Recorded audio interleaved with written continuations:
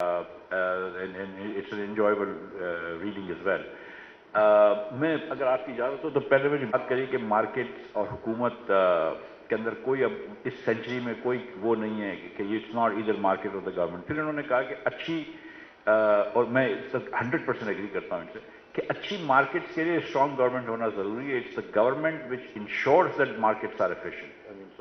So you need to have, and I think this is where we are lacking because our government's regulatory arms are not as good as they should be, so they are not able to make sure that the market function. In fact, ہمارے یہاں market participants government policy کو بہت زیادہ capture کر لیتے ہیں, جس کو elite capture بھی کہتے ہیں, اور پھر وہ markets کو rig کر دیتے ہیں. فرٹیلائزر کی ہم کل بات کر رہے تھے, ایک ایگزامپل ہے کہ جب ہم اتنی سبسڈی فرٹیلائزرز کو دے دیتے ہیں سستی گیس دے کے.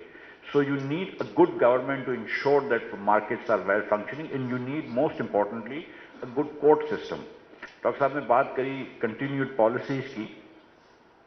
ڈاکٹر صاحب کی کتاب میں ڈاکٹر صاحب نے کہا کہ یہ کو انسیڈنس ہے کہ 1990 میں 1991 میں تینوں ملک جو ہے وہ لبرلائزیشن کی طرف چلے گئے. اینڈ ان تینوں کے آپس میں کوئی ضروری نہیں ہے کہ کوریلیشن ہو, لیکن 80 کی دہائی کے اندر دنیا کے اندر ایک اکانومسٹ یہ سوچتے تھے کہ the right approach to economic decision making is a liberalized economy. Pakistan میں بھی ایک لحاظ سے دیکھا جائے تو اس طرح کی کنٹینیوڈ پالیسیز تو رہی ہیں, ہم رائٹس آف سینٹر ہی رہے ہیں 1990 کے بعد. دا ایشو is کہ جو ڈاکٹر صاحب نے بات کی کہ پریڈکٹیبلٹی نہیں ہے بالکل. مطلب you can go to a court and you can go to court with similar cases, but آپ کے صرف لٹیگنٹ اسٹیک ہو جاتے ہیں تو کبھی کورٹ اس طرف رول کر دے گا, کبھی کورٹ اس طرف رول کر دے گا. اینڈ دیٹس ریئلی امپورٹنٹ کہ the courts have to also rule with predictability کہ outcomes should be, you should be able to figure out کہ یہ outcome کیا ہونا چاہیے. So we have an issue with our court systems and with our government regulation that is not allowing the markets to function as well as it should. And if there were a little more strong government, I think that the markets would actually function well. So that was the one point. جو doctor صاحب کا جو چھٹا point تھا HDI کا, human development industries کے اندر, یہ آپ نے بھی بات کی ہے کہ ہمارا ہیومن ڈیولپمنٹ انڈسٹریز بہت کم ہے.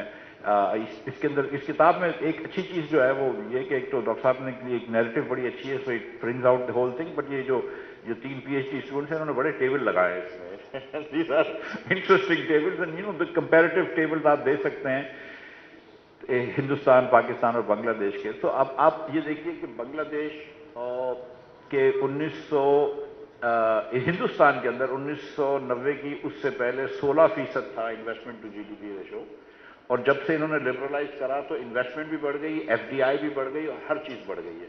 So it is when you open the economy آپ کی انویسٹمنٹ بھی بڑھ جاتی ہے, اور ساتھ ساتھ آپ دیکھیں گے ان کا ہیومن انڈسٹریز بھی اچھے ہوئے ہیں.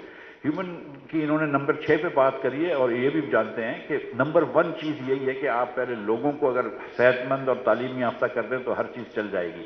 کوئی ملک امیر نہیں ہوتا جس میں لوگ جاہل ہوتے ہیں, یہ نہیں ہو سکتا ہے. کوئی ملک امیر نہیں ہوتا جس میں لوگ غریب ہوں گے یا بیمار ہوں گے. جب ملک امیر اسی کو کہتے ہیں جس میں لوگ صحت مند ہوں اور پیسے والے ہوں, مطلب یہ ہو کہ وہ افورڈ کر سکتے ہوں.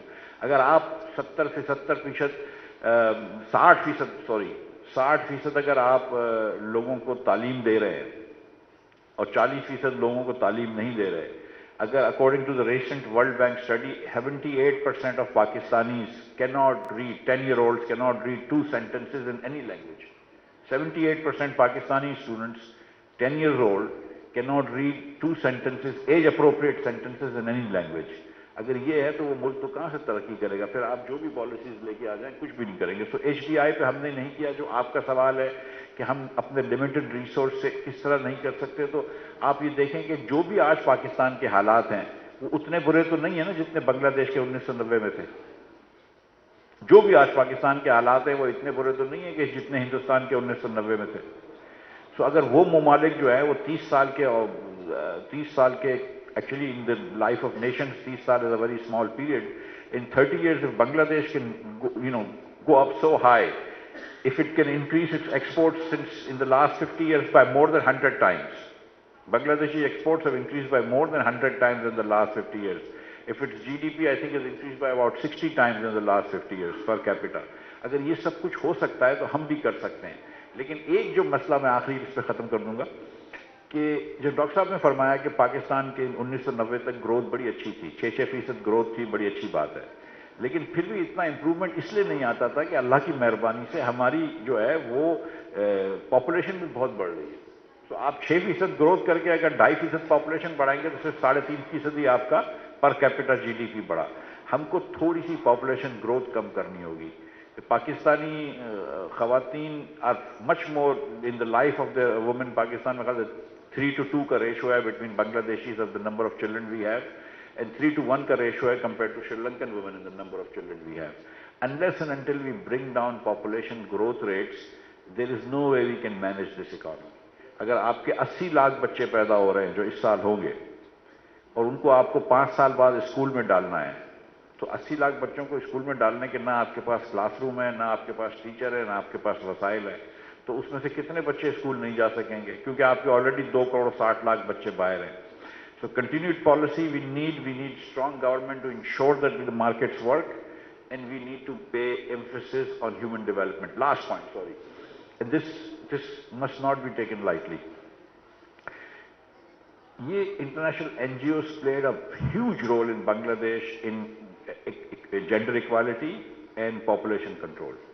اور ہم یہاں پر کوئی غلطی سے پاکستان میں INGO سیٹ اپ کرنے کی کوشش کرے, ہم کو یقین ہوتا ہے کہ وہ جو ہے وہ تخریب کار ہے, ٹیررسٹ ہے, ایجنٹ ہے اور اسپائی ہے. کسی ملک سے آ رہا ہو, مطلب جاپان سے آ رہا ہو, کوریا سے آ رہا ہو, ہم کو تو پتا ہے کہ یہ مطلب یہ پاکستان کے خلاف ابھی بس کل یہ بم پھاڑنا شروع کرے گا. جس ملک کے اندر مطلب اللہ کی مہربانی سے پورا پاکستان کے اندر بندوقیں چل رہی ہیں, ہم کو مطلب اتنا جو ڈاکٹر صاحب نے کہا نا کہ تھوڑا سا اوپن آور مائنڈ, ہم ٹھیک ہے الحمدللہ مسلمان ہیں لیکن open our mind we can still do. چوتھا, پانچواں چھٹا تھا یا پانچواں چھٹا, 3 ریویوز ایک ساتھ کیے, اور وہ ریویوز جیسے ہوئے اور پیسے آئے تو ہم نے حفیظ شیخ صاحب کو واپس بھیج دیا دبئی, اور ہم لے کے آ گئے شوکت ترین صاحب کو. انہوں نے کہا میں ابھی اکانومی کھول دیتا ہوں, کوئی مسئلہ ہی نہیں. کیا مسئلہ ہے, ایکسپٹ فار دا فیکٹ کہ پیسے نہیں تھے, بات باقی تو ٹھیک تھی. تو انہوں نے یہ بجٹ دے دیا, اور جو کہ ایکسٹینشنری بجٹ تھا, IMF کو پسند نہیں آئی. پھر نومبر میں وہ گئے دوڑے, پھر IMF سے انہوں نے مذاکرات کرے, اس کے بعد ایک اور ریویو کیا, اور اس کے بعد فروری میں اس کے پیسے آئے, جیسے پیسے آئے تو وہ ریویو بھی ہم نے. اس کے بعد پھر عمران خان صاحب نے پیٹرول سستا کر دیا. پھر میں آیا, اب اس کو چھوڑ دیجیے کہ اوپر عمران خان بیٹھا ہے یا کوئی بیٹھا ہوا ہے, ٹھیک ہے, میں فائنانس منسٹر کی بات کر. پھر میں آیا, میں پھر واپس آیا, پھر دوڑا گیا کہ نہیں بھائی آپ کی ہماری ضرورت ہے, میں پیٹرول مہنگا کر دیتا ہوں. 2-3 مہینے لگے مجھے پیٹرول مہنگا کرنے میں, اور مہنگے سے مراد ہے کہ نقصان ہو رہا تھا یہاں پہ. حکومت پاکستان نہ صرف ٹیکس نہیں لے رہی تھی بلکہ ہر لیٹر پہ نقصان کر رہی تھی. اور ایک وقت آیا تھا کہ 70 روپے ہم ڈیزل کے اوپر اور 40 روپے یا 50 روپے ہم پیٹرول کے اوپر نقصان کر رہے تھے. انسسٹینیبل نقصان تھے. بڑا رجسٹ کیا گیا, میں 1 روپیہ بڑھاؤں تو ڈار صاحب پیچھے سے رجسٹ کرے. بڑی مشکل سے 3 مہینے بعد میں نے اتنی پیٹرول کی قیمت بڑھا لی کہ حکومت کا نقصان ختم ہو گیا. IMF پھر آ گیا, پھر ہم ریویو پہ گئے, مجھے ہٹا دیا, ڈار صاحب کو آیا, مطلب پھر IMF سے پیسے آئے, اس کے کچھ دنوں بعد مجھے ہٹا دیا, پھر ڈار صاحب آ گئے, انہوں نے پھر کہا میں IMF سے بات نہیں کروں گا. تو پھر اس کے بعد 6 مہینے لگے. ڈار صاحب نے IMF سے لڑائی کری. IMF نے کہا ٹھیک ہے آپ لڑائی کریں, ہم پیسے نہیں دے رہے. IMF was not going to go default, only Pakistan was going to go default. تو پھر اس کے بعد پھر شہباز صاحب نے بڑی مشکل سے خود جا کے ڈیل کری. پہلی مرتبہ ہے کہ prime minister of Pakistan did the deal of the IMF and not the finance minister. یہ پہلی مرتبہ ایسا ہوا ہے کہ جب پیسے آئے تو شمشاد صاحبہ آئی ہیں, ڈاکٹر صاحبہ نے IMF سے لڑائی نہیں کری. نہیں تو جب بھی پیسے آتے ہیں پچھلے 2-3 سال میں, جتنی مرتبہ بھی پیسے آتے ہیں, پیسے آنے کے 15 دن بعد پاکستان جو ہے وہ مکر جاتا ہے. میں سچی بات بتا رہا ہوں, کوئی بھی وزیر ہو, کوئی بھی حکومت ہو, پیسے ملے 15 دن بعد پاکستانی مکر جاتے ہیں. یہ شمشاد صاحبہ نے نہیں کیا اور یہ بیٹھی رہی. اب یہ آپ کے پاس مارچ کے اندر دوسرا ریویو ہوگا, پھر پیسے آئیں گے اپریل میں, پھر دیکھتے ہیں میں آپ مکر جاتے ہیں کہ نہیں. سو سیریسلی